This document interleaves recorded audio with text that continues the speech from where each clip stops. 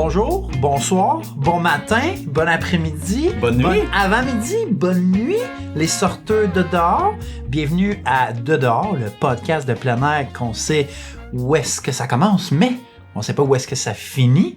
Je suis David, votre hôte, et je suis accompagné de Marc-André. L'autre hôte. Merci Marc-André. Salut David. Je voulais, avant de commencer le tout, je voulais faire un gros shout-out à Radio Piranha qui, dans le fond, nous héberge dans leur magnifique studio scolaire, le studio de l'éducation. Shout-out à Radio Piranha, allez les voir, radiopiranha.com. Ils ont une application, ils streament de la musique... 25/24 comme le Chanoy, Rip Chanoy.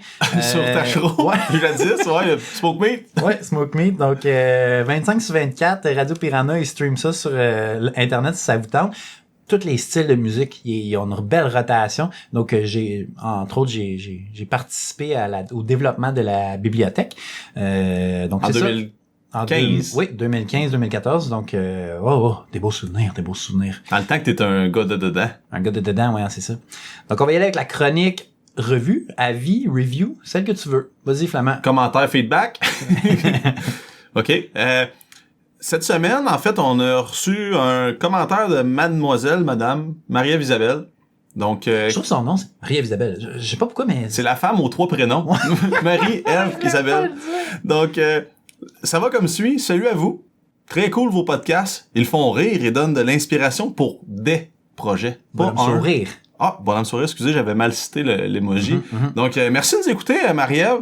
Puis si vous voulez qu'on parle de vous, qu'on rit un peu de votre nom en ligne, envoyez-nous des commentaires. C'est pas méchant. Là, non, c'est super gentil, Marie-Ève.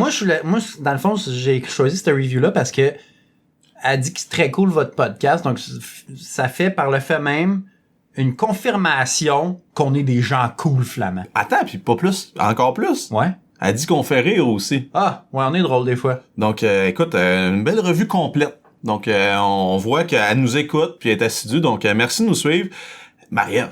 Marie-Ève Isabelle. Tu peux dire son nom n'importe quelle base, ça marche. C'est hot. Donc, Chronique perdue, la classique qui revient enfin cette semaine. On est revenu dans nos studios.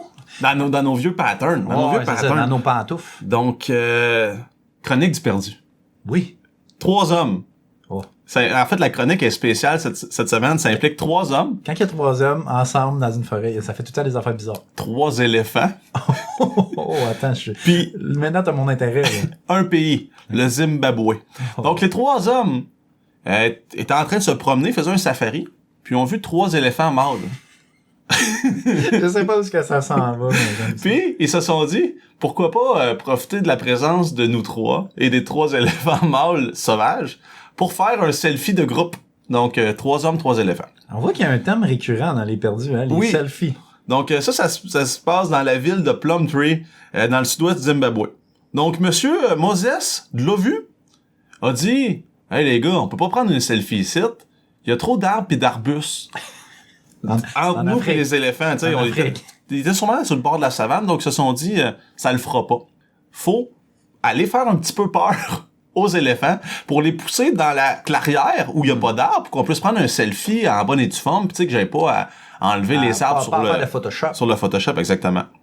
Donc, ils ont réussi à les repousser, si on veut, en marchant, en s'approchant d'eux, là, pour les diriger vers l'ouverture. Mais, le 3e éléphant est un peu moins coopératif, puis c'est aussi le plus gros. C'était le plus gros. Puis on dit dans l'article là, que c'était la saison où les mâles s'affrontent entre eux là, pour en fait confirmer leur dominance par rapport aux autres. Ils se fessent-tu dans tête contre tête les éléphants? C'est quoi? Comment qu'ils se battent? J'ai jamais vu des éléphants se battre. J'ai jamais vu non plus. J'ai vu des girafes, c'est impressionnant, des éléphants. Je vais regarder ça sur YouTube en sortant d'ici. Merci. Si vous avez jamais vu ça, là, des girafes qui se fouettent le cou, là, Planet Earth, je pense, c'est assez spécial. Donc là, le 3e éléphant, qui est le plus grand, le plus gros, le plus fort, s'est énervé. Il s'est dit, non. Ça se passera pas de même. Pas un gars de photo, moi, je suis pas peigné. Fait que, il s'est mis à courir vers les hommes de façon agressive et méchante. Puis là, les 3 hommes, comme moi, je fais de la randonnée avec David parce qu'il court moins vite. Ouais, c'est ça. Pour que le prédateur... C'est qui a fait un mini de dehors sur la course, Johnny? Ah, j'avais pas de point prouvé, moi. C'est pour ça que j'en ai pas parlé. Ah, donc, c'est ça. Ils se sont mis à courir. ils se sont dit, à partir de maintenant, c'est chacun pour soi, puis évidemment... Run for your life. ouais, c'est ça, run for your life. Le plus lent a été piétiné jusqu'à en perdre la vie. Donc, Monsieur Moses Glovu. Rest in potato. Donc, aussi, ce qui est très ironique là-dedans, c'est que son nom de famille, Ndlovu, c'est un nom d'une tribu au Zimbabwe qui veut dire éléphant. Donc, c'est comme si, je sais pas, monsieur... Né éléphant, mort par l'éléphant. Exactement. C'est comme si monsieur Boucher meurt dans une boucherie. C'est la même chose. Ouais. Monsieur éléphant est mort. Loin. Il est mort à cause d'un éléphant. Donc, monsieur Moïse Ndlovu, ben là, je peux pas t'avertir de le faire mieux la prochaine fois parce qu'évidemment, ça t'a coûté la vie. Mais pour les autres qui veulent prendre encore une fois, des selfies avec des animaux sauvages, c'est non. On fait pas ça. Donc, c'était ça pour la chronique des perdus. Donc, les deux autres, ils ont survécu, évidemment. Puis je pense ils ont plus envie de prendre de selfies avec les éléphants. Donc, ils ont appris une leçon. Au détriment de leurs amis, là, ils ont appris une leçon. Ouais. Donc, s'ils apprennent de leurs erreurs, c'est quand même un processus qui est pas banal. Moi, je suis un gars de même. Je suis un gars de errors and trial, excusez. Ouais. D'erreurs et d'essais-erreurs. D'essais-erreurs. Je suis un gars de même pas mal.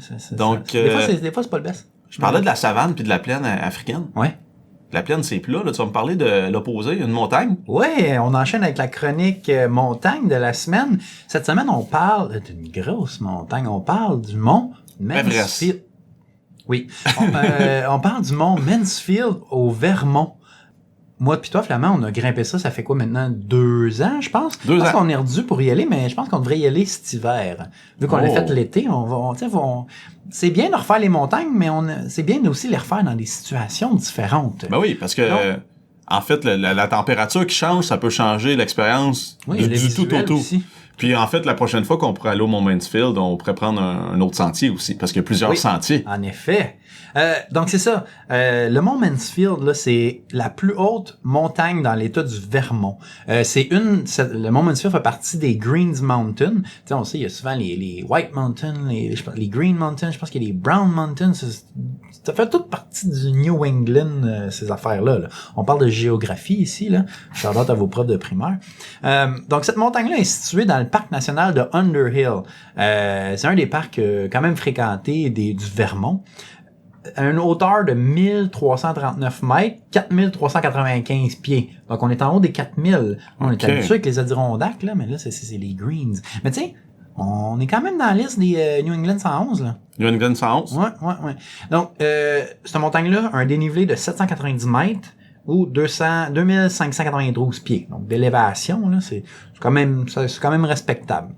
Et ce qui est intéressant à savoir, c'est que le versant est de cette montagne-là, c'est là qu'on a la montagne de Skisto. Oh! Donc, je pense que ça doit être quand même une belle montagne à faire en ski de peau de phoque. En tout, là, il y a plein de trails à cet endroit-là, vu que c'est comme un parc national, le parc de Underhill. Il y a vraiment beaucoup de trails. La Sunset Ridge Trail, qui est pas mal la principale trail. Après ça, t'as la Teardrop, Eagle, Bruce, Laura Crowes, Hasselton Trail, la Elbrook, et également, on a la Long Trail. La Long Trail, c'est laquelle? C'est une des longues randonnées. Qui se compare un peu à la Appalachian Trail, tout ça, mais vraiment en plus petite grandeur. Longue, mais pas si longue. C'est ça, une moyenne.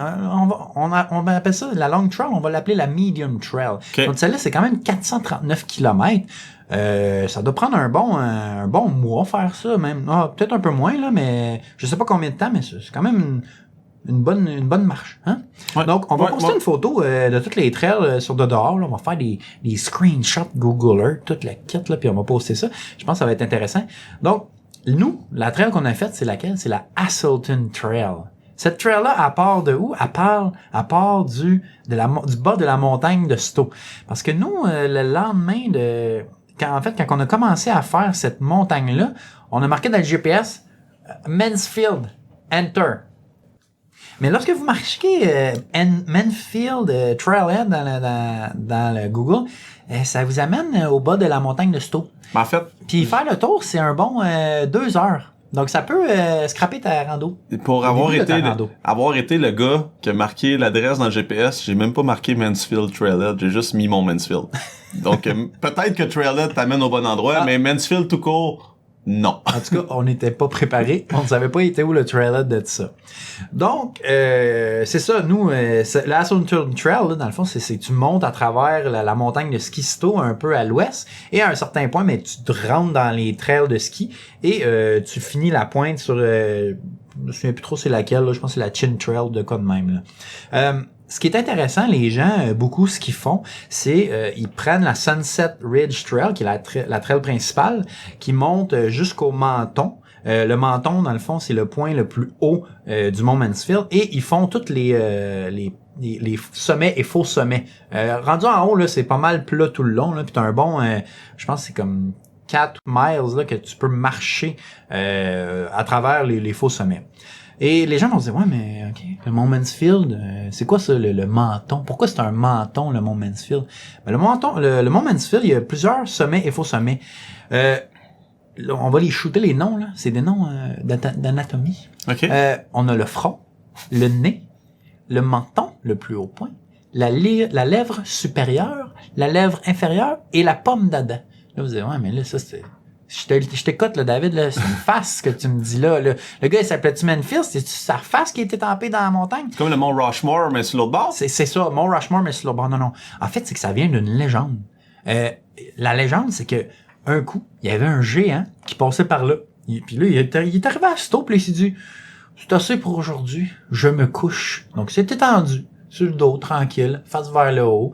Et, il s'est endormi, il s'est jamais réveillé. Ah, donc la montagne, c'est le géant. La montagne, c'est le géant. Donc, Mansfield, on peut l'utiliser au masculin, je crois, parce que c'est un géant. Parce qu'on n'a pas vu de montagne des saints. On n'a pas vu de saints à côté. OK. C'est bon. Belle conclusion. Oui, c'est une belle conclusion. Donc, c'est pour ça qu'on appelle ça... c'est de là que la légende de Mansfield, puis la raison pourquoi tous ces petits sommets s'appellent comme ça. Parce que si on le regarde de profil, c'est vrai qu'on peut voir un genre de visage. On va mettre une photo sur... l'Instagram. Les de dehors.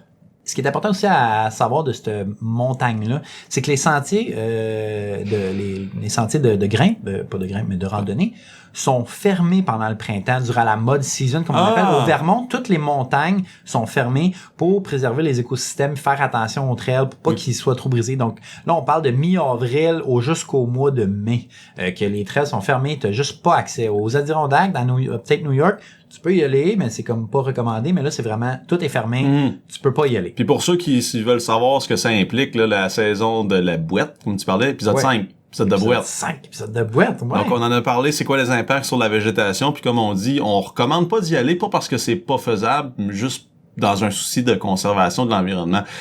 Puis probablement qu'avant, au Vermont, il y avait le droit, puis ils se sont rendus compte qu'il y avait beaucoup de détérioration du milieu, donc c'est pour ça qu'ils ont arrêté. Probablement que ça s'en vient aux Adirondacks. Je veux pas être prophète de malheur, mais ça doit s'en venir avec la popularité. Là, il y a déjà des mesures pour limiter l'accès, déplacer les trailers un peu pour pas décourager les gens, mais pour les rendre un peu plus responsables. Ouais. D'après moi, ça s'en vient. Peut-être pas cette année, mais dans 2 ans. C'est dit, c'est enregistré. Comme ça, si ça arrive, j'aurai l'air d'un gars qui voit dans le futur. Oh, Nostradamus. Donc, on va clore le tout sur Mansfield, parce que là, on a dérivé vers les Adirondacks. L'autre bord du lac. L'autre bord du lac, comment c'est ça? La randonnée, là, va vous prendre environ entre 10 puis 12 km. Tout dépendant, le sentier que vous décidez, là, c'est ça. C'est pas long, là, c'est quelque chose comme 6 heures, peut-être 6-7 heures. C'est quand même une bonne rando, mais ça se fait très bien. Une journée, là, une petite day hike, là, c'est très bien.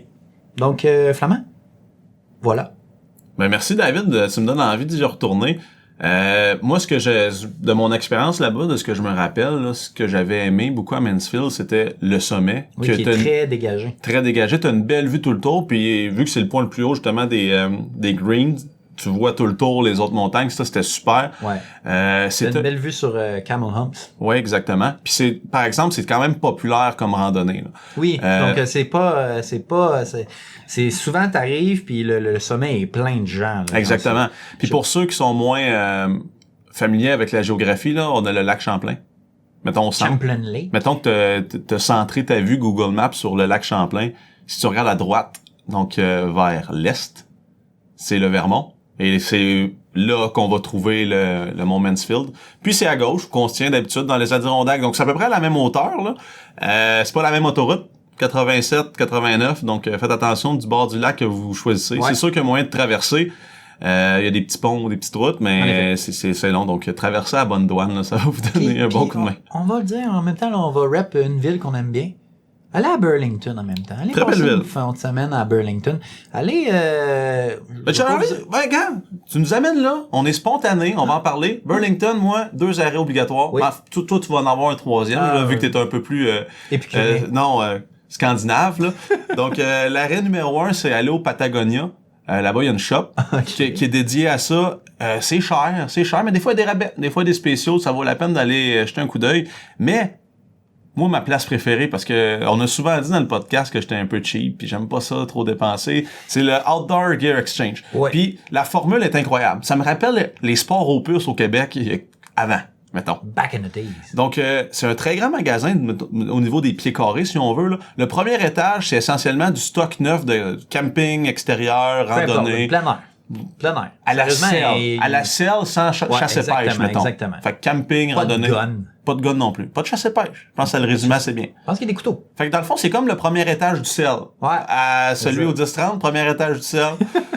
Mais au sous-sol, il y a du... C'est là que la magie. C'est là que ça s'opère parce que c'est du stock usagé qui est en consigne. Donc toi, t'arrives, t'as une vieille tente, par exemple, tu vois, je parle pas de ma tante, là, mais de ton stock de camping. Tante Pascal, là, commande.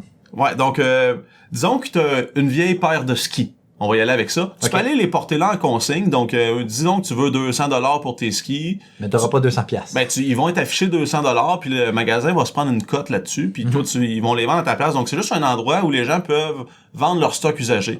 Donc, ouais, on fait des belles découvertes là-bas, des fins de ligne, des démonstrateurs. Surtout, il y en a beaucoup de ça. Mais je pense que c'est ça, il y a pas juste du stock en consigne, là. Il y a aussi vraiment des fins de ligne, des démos, des affaires que le magasin doit acheter quand il y a un autre magasin qui fait faillite. Qui fait faillite ou qui veut juste se débarrasser de son stock de fin de saison, là. Donc, ça vaut, moi, j'aime vraiment ça, les fouilles là-dedans. Là, ça me rappelle mes sorties au village des valeurs ou à l'armée du salut quand il faut que je m'achète des chemises pour la job. Ou des costumes d'Halloween. Ou des costumes d'Halloween. Donc, ça, c'est mes 2 arrêts. Puis Dave, toi, t'en as un 3e que t'apprécies là-bas. Ouais, ben moi, c'est Foam Brewery. Donc, si vous aimez un peu boire une bière, toujours bon. Sinon, c'est quoi mon autre arrêt? C'est Fjällräven, tu sais, la place de Suédois qui vendent du stock de rando un peu cher. Donc, moi, j'aime beaucoup cette marque-là aussi. Mais oui, en effet, il y a jamais de rabais puis ça coûte toujours cher. Donc, on y va, mais on repart souvent bredouille. Ouais, c'est pas mal l'activité qu'on fait dans ce magasin-là. Donc, nouvelle chronique. En fait, nouvelle chronique qui va sûrement pas s'étirer plein de fois. Chronique sociale. Chronique sociale. Ben, on pourrait peut-être il y en a beaucoup, là. Okay. Ouais, mais je pense pas que ce soit tout le temps pertinent d'en parler, mais la chronique sociale, en fait, ce que je veux dire, c'est que nous, je pense qu'on partage beaucoup d'informations sur les Adirondacks, mais on n'est pas live. Tu m'envoies un petit courriel, un message, je peux pas te répondre tout de suite, je réponds via mon micro aux semaines, puis le temps que ça se rentre dans vos oreilles, c'est un peu plus long. Il y a un nouveau groupe québécois qui s'appelle Rando, /hiking, ADK 46ers, tout collé et aspirant. Donc, prenez des mots-clés là-dedans, vous allez probablement le trouver, là. Ouais. C'est un groupe qui est dédié justement aux Adirondacks. C'est tout nouveau, la communauté a grandi, puis les gens sont très généreux, donc n'hésitez pas à aller poser des questions là-dessus. C'est pas moi ni David là, qui est derrière ça, là, c'est Joe. Joe Explore. Joe Explore. La chaîne YouTube. Qui a parti ça pour que les gens puissent au moins se retrouver dans un endroit au Québec. Il y a déjà beaucoup de groupes de randonnée, hiking et rando, destination randonnée. Puis j'en oublie plein au Québec. Sauf que lui est dédié à cette région-là. Donc, pour ceux qui ont des questions plus spécifiques, ils peuvent aller là-dedans. Puis la plupart des gens qui sont déjà là, c'est des gens qui ont beaucoup d'expérience dans les montagnes. Il y a des 46ers qui sont déjà là. Ouais. Donc, vous avez des questions spécifiques. Là, vous allez peut-être avoir plus de chances d'avoir une réponse pertinente sur ce groupe-là. Donc, allez-y. Allez jeter un coup d'œil. Faites un petit like, puis vous allez être au courant de ce qui se passe là-dessus. En effet. Donc vraiment, éduque-nous avec la question du web. Ouais, on avait commencé ça, question du web. Au début, on voulait, en fait, recevoir des questions de nos auditeurs. Puis on s'est rendu compte que, En fait, les seules questions nos auditeurs savent toutes, ils n'ont pas de questions. Pas de questions pour nous autres. Ils sont bien informés ou sont peut-être autonomes. Ils connaissent les fonctions search dans les groupes et sur Google.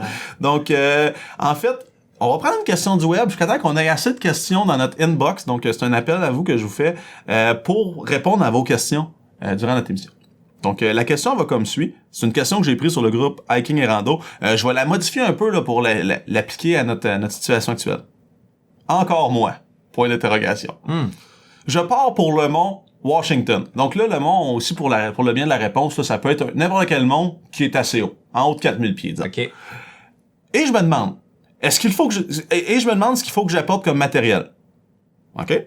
Je n'utilise pas de bâton d'habitude à part l'hiver. Est-ce vraiment nécessaire sur cette montagne? Dois-je emmener des spikes? Donc ici, Très bonne question. la mademoiselle, on est au début octobre, s'en va faire une montagne de 4000 pieds. Puis là, elle se demande, j'apporte-tu mon kit d'hiver? Là, on oublie les raquettes encore, il n'y en a pas beaucoup de neige, mais on parle de spikes puis de bâtons. David, toi, mettons, tu t'en vas faire une rando en fin de semaine sur un sommet de plus de 4000 pieds. Au mois d'octobre? Mois d'octobre. Oui, j'amène mes spikes parce que même au mois d'octobre, ça a déjà commencé à geler en haut. Et pour moi, les bâtons, c'est tout le temps. Toute l'année. Il fait 36 degrés dehors. J'ai mes bâtons dans les mains. J'ai du liège. Je suis dans le liège, moi. Pas un cave. Donc oui, oui à ces deux Oui, questions. aux deux questions. Moi, c'est la même chose. Mes bâtons, ils me suivent toujours. Les spikes, moi, à la grosseur que ça a dans son petit sac, dans sa petite pochette de protection, C'est pas gros, là. je pense que ça vaut. On peut pas s'en passer si on veut. D'un coup que t'arrives dans un endroit, parce que là, les nuits, dans les montagnes, ça commence à geler. Surtout si tu fais un day hike, là, le poids est un peu moins important. Là, tu traînes pas tout ton stock. Tu peux mettre une petite paire de spikes là-dedans. Là. Exactement. Donc, ça prend pas de place. Là, les journées sont un peu plus froides. On prend un peu moins d'eau. Évidemment, on sue moins. Je pense que ton sac sera pas plus pesant là, si t'apportes tes crampons avec toi. C'est sûr que peut-être pas des crampons d'alpiniste tout de suite, là, des micro-spikes peut-être, même des petits de marche. Préfère la faire là, puisque la glace est pas encore implantée. Il y a pas 4 pouces de glace. Là. Exactement. C'est pas, Puis ça nous empêche pas d'avoir atteint au sol. C'est juste qu'il va y avoir certains endroits. Puis je pense que c'est ça aussi qui le rend encore un peu plus dangereux. C'est qu'il y a certains endroits qu'il y en a, puis il y en a qui en a pas. Donc il y en a tu vas être parfaitement correct. Puis là, tu vas arriver à un point qui va en avoir, puis ça va te prendre peut-être par surprise. Tu peux te blesser. Puis on est encore dans des journées où les températures gèlent la nuit, mais dans le jour, fait chaud, donc ça fond. Dans le fond, si vous partez tôt, là, si vous allez avoir un peu de tout, puis s'il y a des versants qui sont un peu plus à l'ombre ou un peu plus au soleil, là, ça vient changer. Je pense qu'on peut pas se permettre de ne pas les apporter, là, les spikes à ce temps-ci de l'année. Même si c'est le début de l'automne, même si les feuilles sont encore dans les arbres, même si c'est pas l'hiver, on peut se faire surprendre assez rapidement. Même, j'ai vu des photos, là, actuellement, sur le sommet des montagnes. Ici, il y avait de la pluie à Montréal, mais là-bas, ça tombe en neige fine. Ouais. C'est sûr qu'elle s'accumule pas, mais ça tombe en neige fine. Donc, moi, oui, apporte tes spikes, apporte tes bâtons, puis prépare-toi bien. Mieux vaut prévenir que de guérir. Oh, hey, c'est pas tout de suite la chronique philosophie, David, là. Va falloir que tu slack. Autre chose. Là, elle a parlé, elle nous a pointé vers ses bâtons, ses spikes.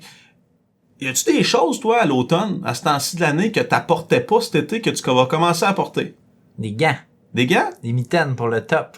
Ah ouais? Ouais. OK. Aussi, qu'est-ce que je sais pas. Moi, Une petite pleure de plus. Moi, c'est ça que je trouve dur à ce temps-ci de l'année, c'est que en fait, on a l'habitude de partir tôt, au début du jour, donc c'est encore très froid. Puis des fois, on va arriver au sommet 3-4 heures plus tard, puis il va faire 20, là. Ouais. Donc, je trouve que c'est là que les variations de température sont les plus difficiles à gérer niveau vêtements. Ça prend plus de couches. Ouais. Puis, il faut être prêt à en enlever aussi en montant. Donc, moi, c'est ça la... Faut s'adapter. Adapt, overcome, comme dirait Bear Grylls. Donc, c'est ça pour la question du web. Soyez prêts à tout pour l'automne. Oui. Merci. David. Oui. Je sais pas si tu te rappelles, quelques émissions. Oui, tu m'as lancé un défi. Je t'ai lancé un défi. J'ai lancé une chronique rêveur voyage. La chronique exotique. Chronique exotique, c'est comme ça qu'on l'avait appelé. Ouais. Où je t'avais parlé de Angel's Landing. Est-ce que tu veux que je t'en reparle? Non, c'est bon. Donc, on en a parlé une fois, on peut arrêter d'en parler maintenant. Donc toi, tu voulais répliquer avec une autre randonnée exotique. Oui, exactement. Donc, moi, une randonnée que moi j'ai faite, c'est moi. Myself. Oui, c'est ça. J'ai monté une partie du volcan Cotopaxi. Le Cotopaxi, c'est où? C'est situé au sud de Quito. Quito, c'est quoi? C'est la capitale de Équador, comme ils disent là-bas. Là, tu parles du pays ou de la petite ligne fine sur mon globe terrestre? Les deux, Flamand. Les deux qu'on parle. Mais le Cotopaxi est pas exactement sur l'équateur, là, mais genre... Pas loin. Pas loin, pas mal proche.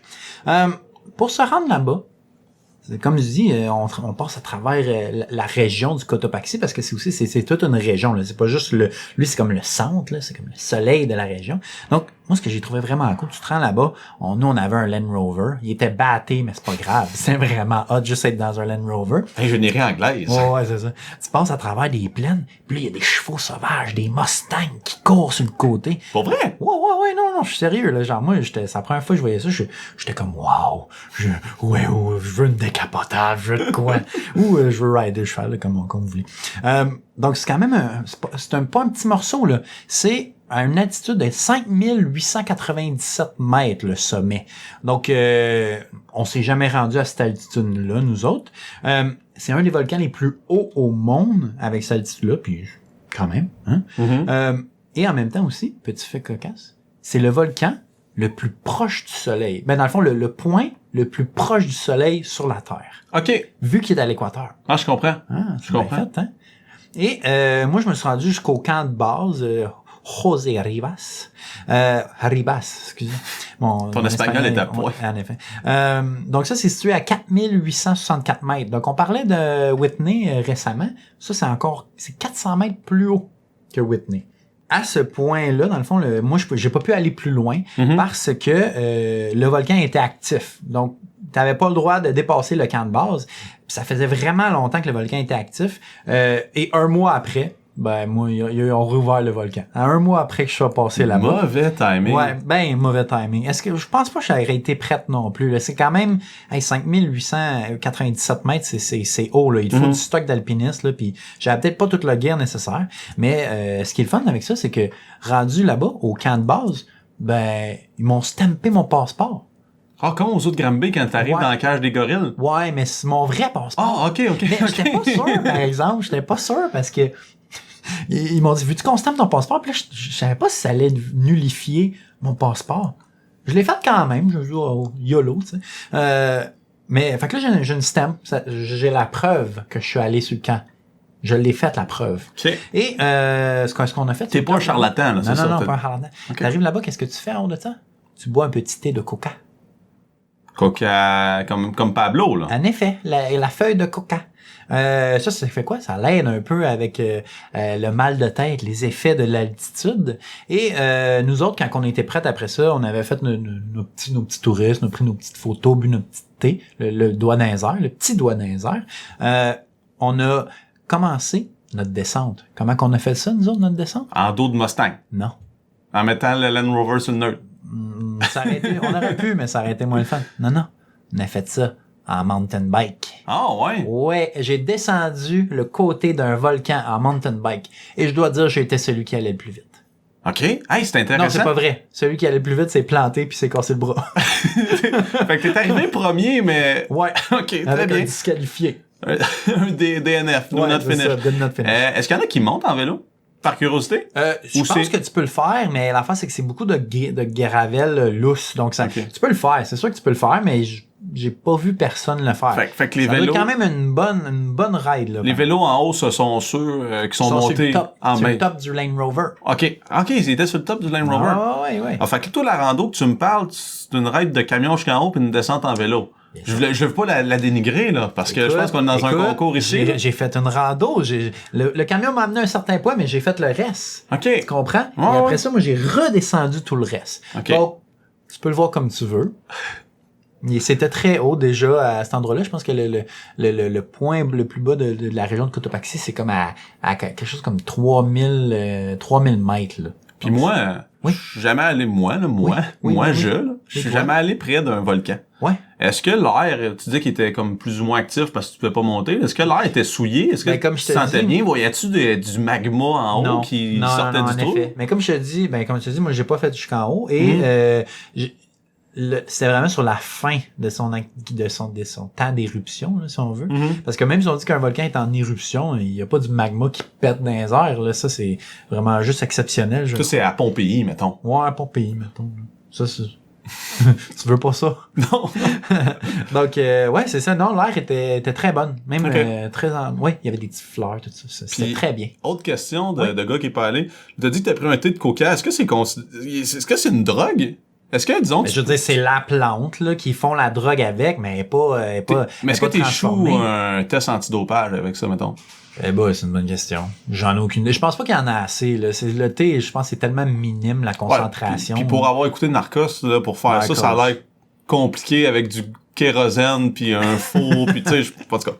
Ouais, non, il y avait pas de kérosène ni de four sur le top là-bas, mais il y avait quand même un refuge, tout en briques, tout ça. Donc, shout-out aux gens qui ont monté ça. C'est quand même... Peut-être qu'ils en ont mangé un peu plus de feuilles que toi, puis ils étaient motivés. Il y en avait une coupe d'indents.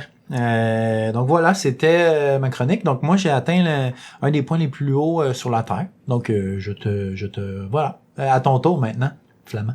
Ben, je répondrai de la bouche de mes canons dans un épisode futur.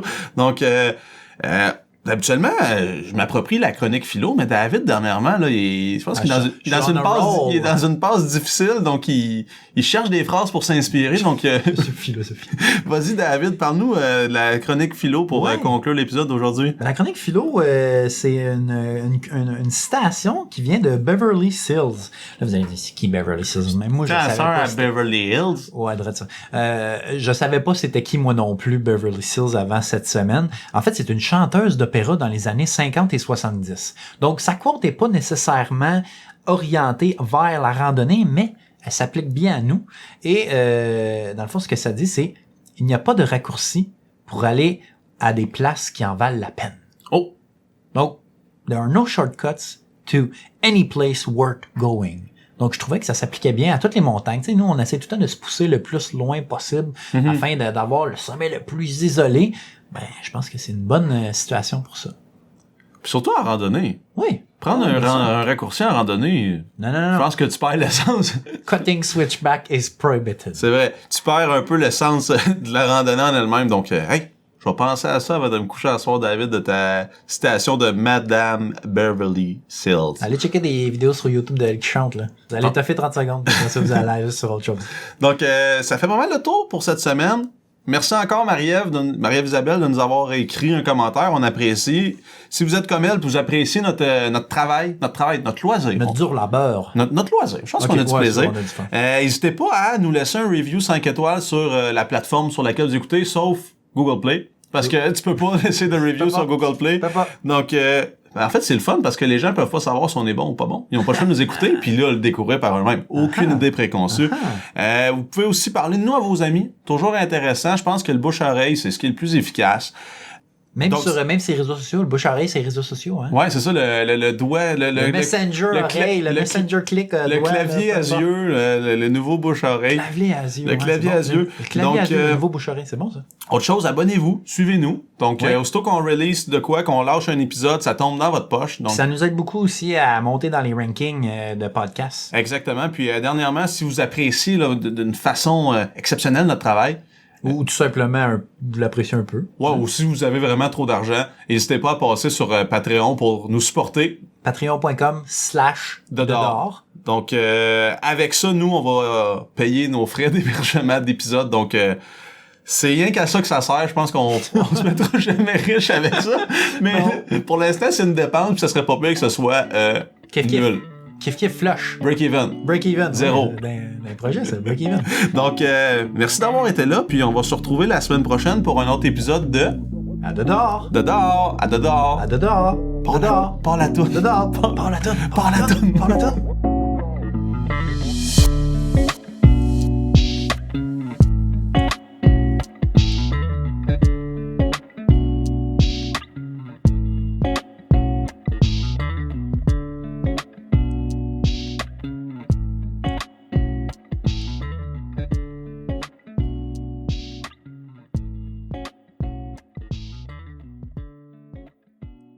Hey Dave, quand tu vas parler de ton volcan qui est au sud de Clito, là, est-ce que je vais rire?